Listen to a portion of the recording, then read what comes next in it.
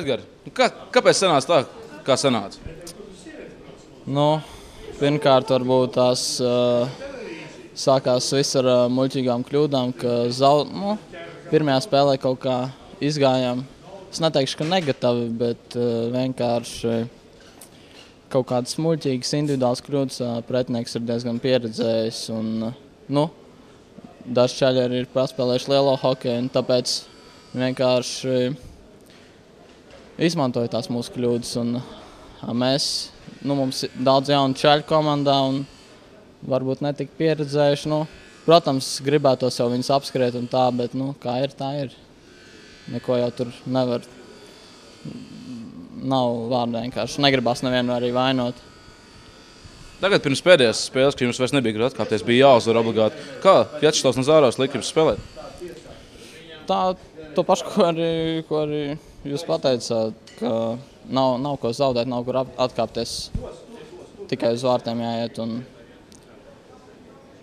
tas arī viss.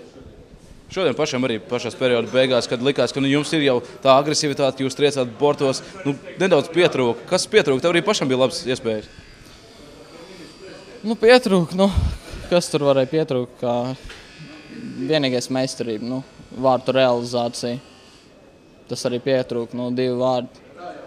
Pretinieks iemet vairāk, un tur nav ko daudz runāt. Meistarība, vārdu guvumi, tas arī pietrūka. Varēja just uz laukumu, ka tomēr pretinieki ir krietni vecāki un viņi zina, kas notiks nākamās 2 sekundes? Protams, to varēja paredzēt, bet arī no tā var arī ļoti labs pretinieks var daudz ko iemācīties no tā, ka var redzēt, ka pretinieks ir paspēlējis, un tas arī mums daudz ko deva. Es teikšu, ka ne tāpat mēs arī zaudējām ļoti labu pieredzi. 3-0. Bijāt gaidījuši tā? Pateikšu godīgi ne, bet kaut kā 3-0 negaidījām, bet kā saka, play-offs ir play-offs un noskaņojamies. Un, kā saka, visi kaut kā mēs tomēr esam vecāki, pieredzes vairāk, un tomēr tas, domāju, nospēlēja lielu lomu, un tāpēc tāds arī rezultāts bija 3-0. Daudz jau pirms šīs sērijas teica, ka tieši tie jaunie jūs vecos noskries, bet tas šķiet nemaz nebija. Principā tā vajadzētu būt, jā. Viņi tā kā tās 3 spēles, viņi šodien viņi vispār spēlēja tā kā no aizmugures, negāja uz priekšu 3. periodā viņiem, kad nebija kur zaudēt, tā viņi metās, bet bija jau pa vēlu. Sasmelt izlieto, bet viņi kaut kā gaidījām, ka viņi agresīvāk spēlēs, un mēs jau esam kā vecāki, netrenējamies, viņi katru dienu trenējas tā kā vajadzēja, bet tas, lai paliek treneru ziņā viņi. Kur ir tas jūsu noslēpums? Skaties, jūs aizsargi vienkārši ātrām, īsām 3-4 piespēlēm no zonas tiek ārā, kamēr apkārt skraida jaunie puikas. Mēs labi alu dzeram. Mums patīk alus, no kausiem piespēlēs. Vēl tev arī pašam ļoti skaists vārdu guvums, iepauzē un devītniekā. Kā tāds situācija izvērtās?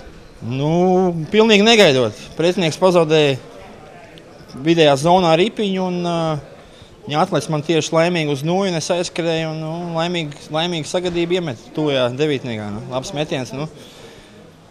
Vienkārši precīzi trāpījums. Viss, gols kā gols. Šķiet, ka jums kāda alus kaste jau nopērk Dmitrijam Žabatinskim. Viņš bija arī, kas stāvēja kā Māris. Obligāti.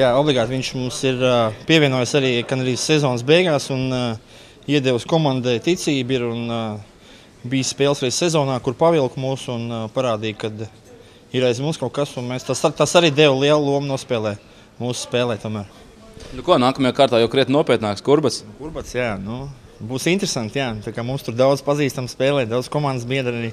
Būs interesanti, jā, nepacietību gaidām. Cīnīsimies, centīsimies. Parādīt. Jā.